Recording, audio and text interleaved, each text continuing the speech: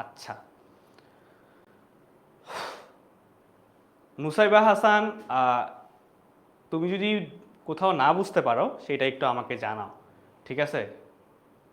সেটা হচ্ছে আমাকে একটু জানাও যে কোন লাইনে বুঝতেছো না, কোন টপিকটা বুঝো নাই, সেটা আমি ক্লিয়ার করে দিব, ঠিক আছে? সেটা হচ্ছে আমি ক্লিয়ার করে দিব।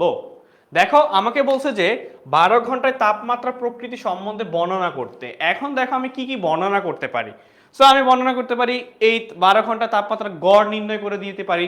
আমি বর্ণনা করতে পারি মানের ঊর্ধ্বক্রমগুলো সাজাই দিতে পারি যে এত থেকে এত পর্যন্ত। এরপরে হচ্ছে মধ্যক নির্ণয় করে মধ্যকের মান নিয়ে ডিসকাস করতে পারি। সো 3 ধরনের বর্ণনা দেওয়া সম্ভব। এইখান থেকে হচ্ছে আমরা 3 ধরনের বর্ণনা দিতে পারবো। কয় ধরনের বর্ণনা দিতে পারবো?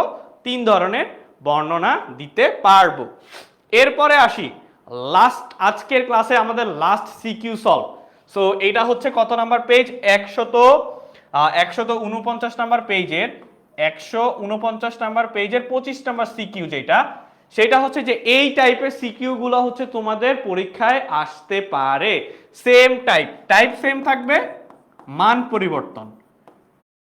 সংখ্যা, তার মানে টোটাল সংখ্যা আমার কয়টা আছে বলো তো? এখানে মোট 22 কতবার? 8 বার।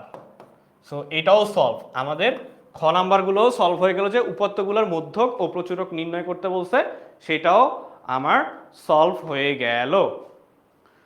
24 পুরা বুঝি নাই। 24 পুরা কি ছিল? জাস্ট এটা বের করলাম আর হচ্ছে বর্ণনা লিখতে বলছি, নিজেদের মতো করে এটা বর্ণনা লিখে ফেলবা। আমি তো পুরোটা সলভ করেই দিছি। এরপরে হচ্ছে ক খ ক বলে দিলাম ক্রম অনুসারে সাজাইতে।